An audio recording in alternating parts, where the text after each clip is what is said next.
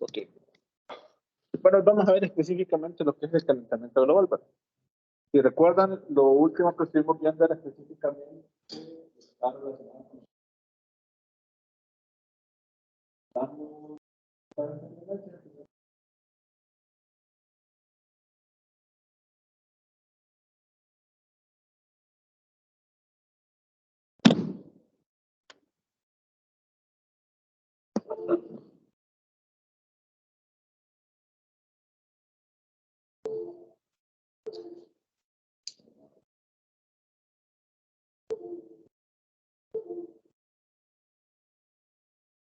estamos hablando de todas las emisiones de los gases,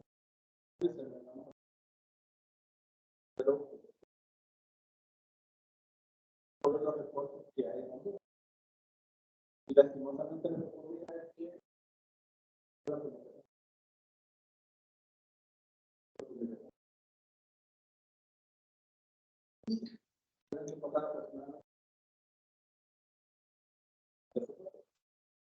lastimosamente no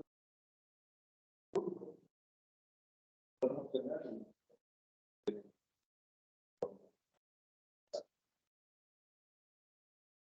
Entonces, calentamiento global, ¿qué se debe?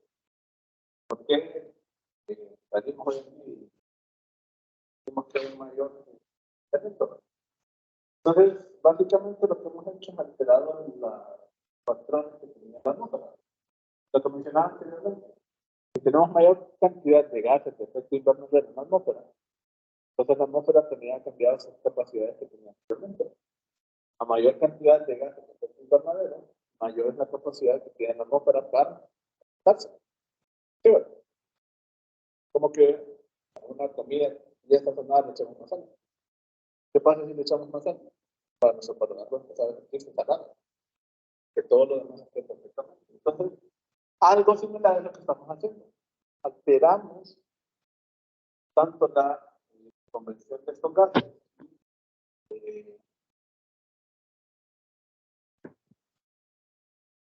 Entonces, está ocurriendo específicamente eso. Hay ciertas regiones donde antes no tenían ciertas presencias de clima, y otros lugares que básicamente está cambiando. El cambio climático, el calentamiento global son temas que están relacionados. El cambio climático creo que es lo que vamos a ver mañana.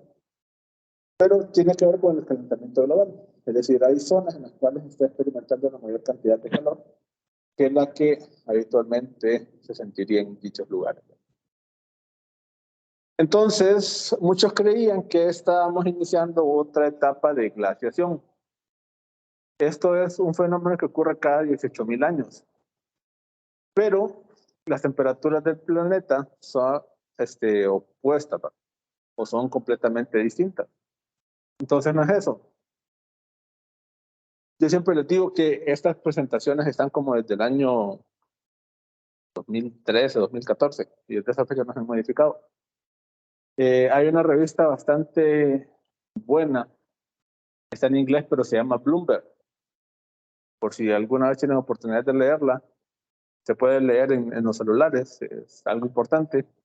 Tienen también sus páginas en Twitter y en Instagram para que puedan estar viendo los datos. Entonces, ellos hace tiempo hicieron una publicación en la cual comparaban todos los posibles argumentos que se proporcionaba para el aumento de la temperatura y ocurría que ninguno pegaba exactamente como al efecto de aumento de los gases de efecto invernadero.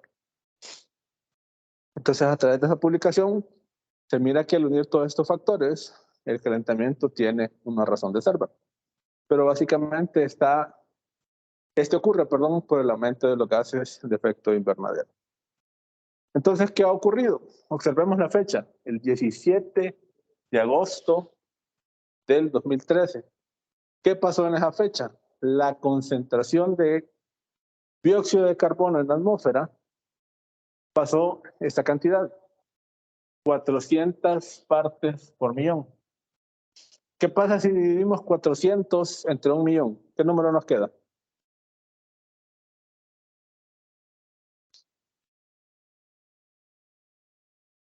0.0004 4.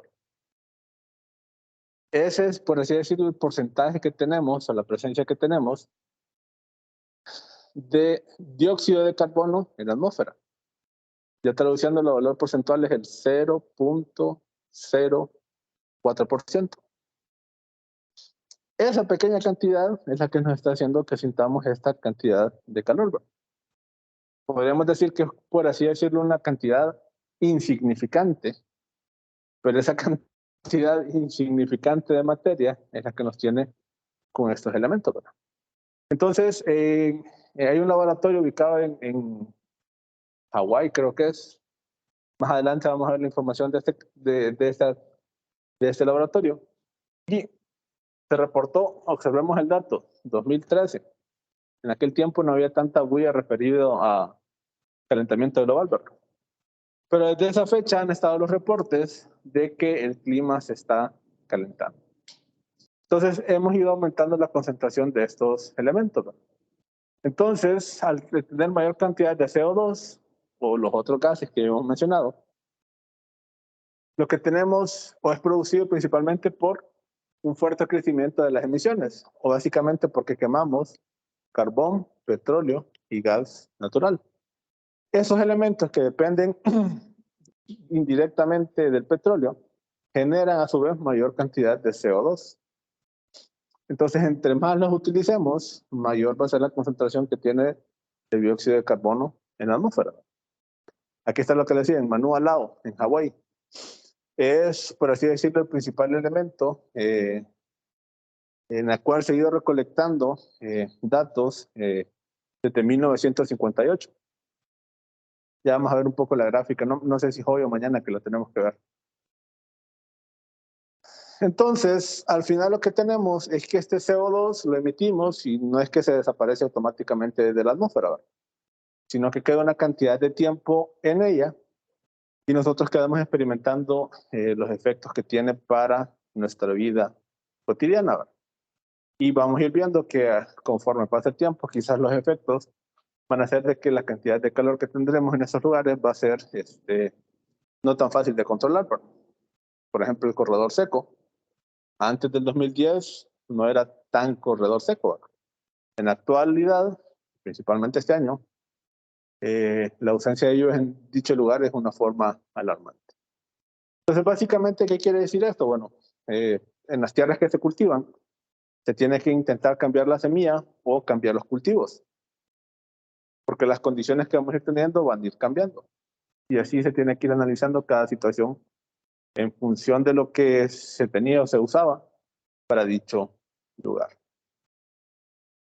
Entonces, se tenía este dato, el de 400 partes por millón. Ese dato lo superamos ya en 2013, 17 de agosto. Pero observemos este valor, 280 partes por millón. Y eso estaba específicamente en la revolución industrial. La revolución industrial no es más que otra cosa, una fecha a partir de la cual se empezaba a quemar el combustible, en ese tiempo era carbón, como fuente energética. El carbón básicamente es como una especie de sólido, un mineral, se pone en un lugar para quemarlo y este libera grandes cantidades de CO2. A diferencia hay otro tipo de carbón, el carbón natural como se utiliza acá libera gran cantidad de CO2.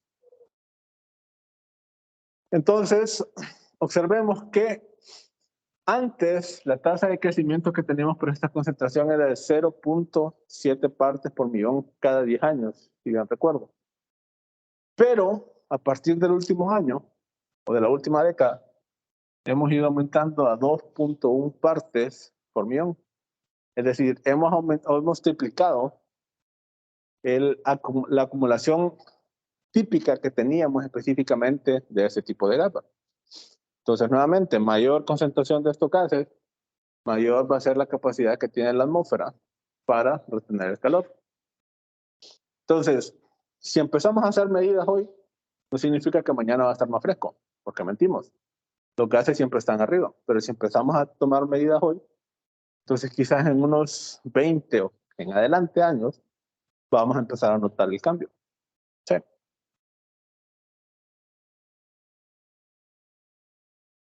Bueno, esto es un poco de la historia. Y aquí lo importante es específicamente este valor. Esto lo que estamos viendo aquí es la concentración de CO2 a través de la atmósfera. Y observamos, como mencionábamos, el año 1958 hasta el 2013, ¿verdad? Que el 2013 fue la etapa en la cual se superó la concentración de 400 partes por millón, ¿verdad? ¿Qué observan o qué les llama la atención de esa gráfica? ¿Notan algo particular o la miran normal?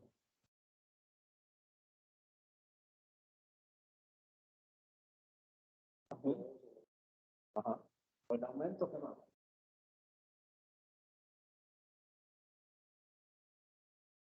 Ah, este es el otro 2013. ¿Qué más observan?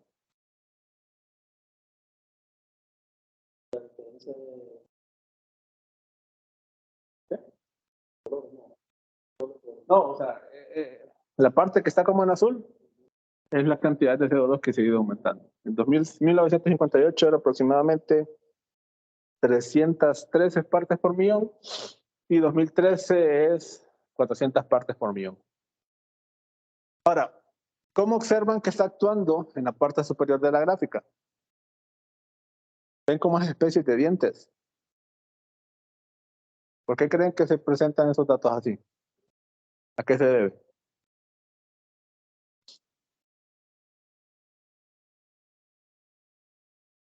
¿Qué explicación podríamos encontrar en esos datos que está así como, pareciera como una especie de serrucho, ¿verdad? Sí, ¿por qué tiene esa apariencia de serrucho? Algo que se les ocurra o que, como, ajá. ¿Y por qué se pueden producir esas alteraciones? Básicamente es eso, alteraciones en la concentración, ¿verdad? Pero ¿por qué están presentes esas alteraciones? ¿Qué fenómeno es determinante para producir esas alteraciones?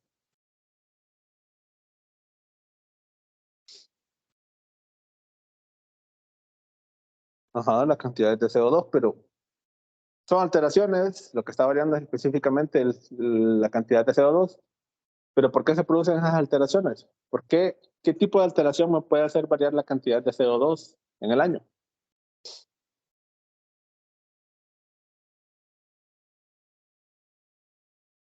¿Recuerdan cuáles eran las principales fuentes que emitían CO2 cuando miramos el gas de CO2?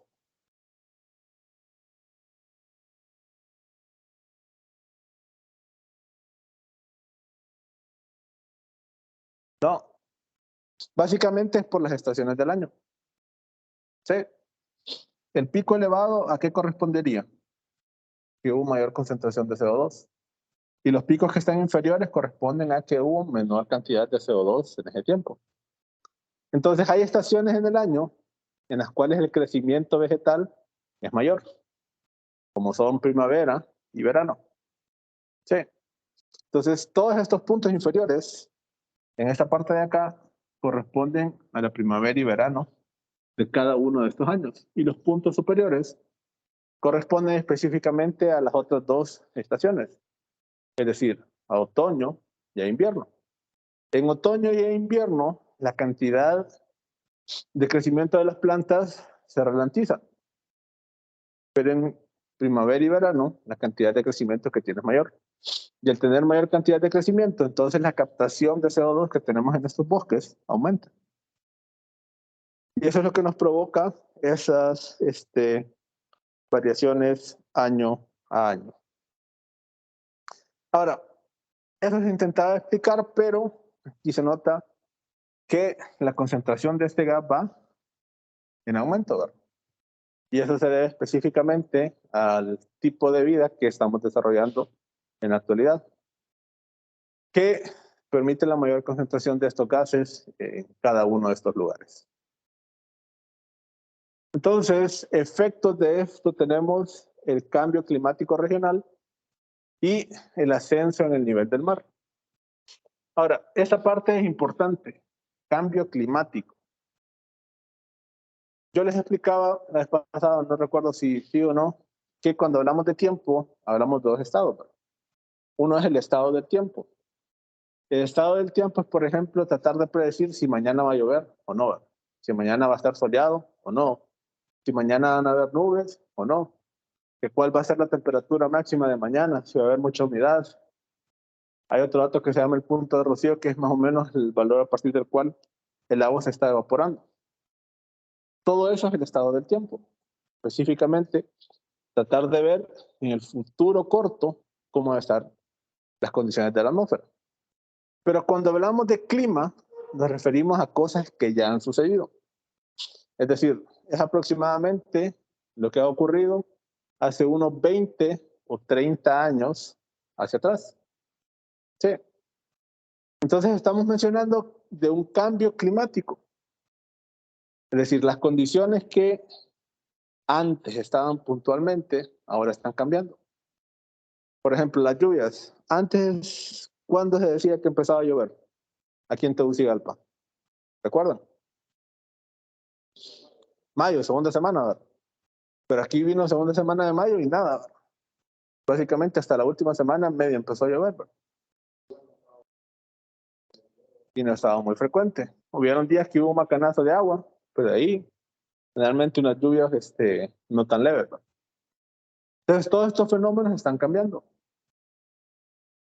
Y, por ejemplo, la canícula que le dicen, que es específicamente el tiempo que ocurre sin lluvias, a veces se extiende hasta mitad de agosto, ¿verdad?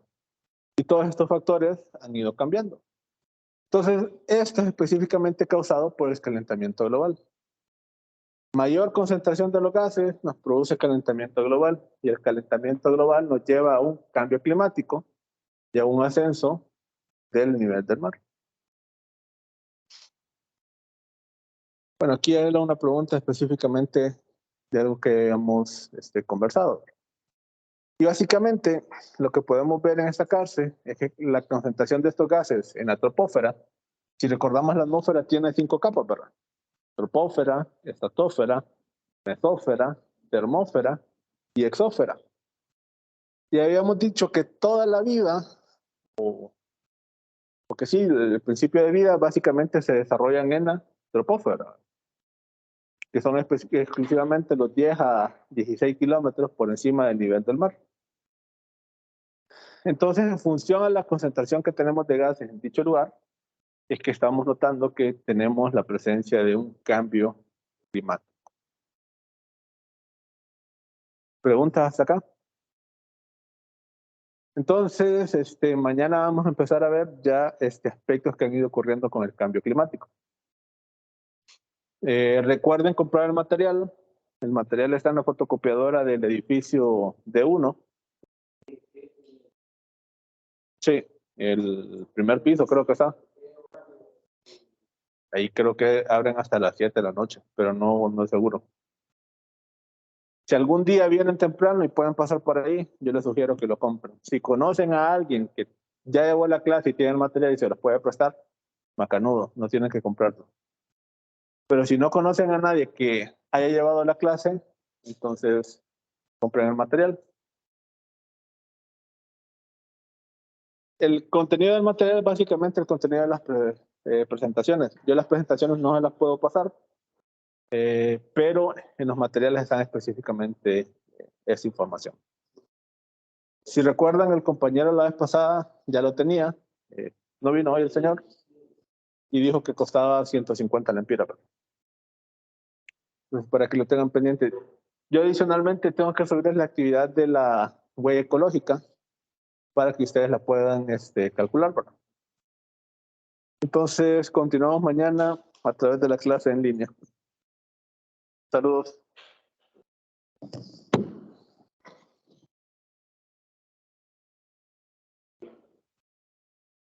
Buenas noches.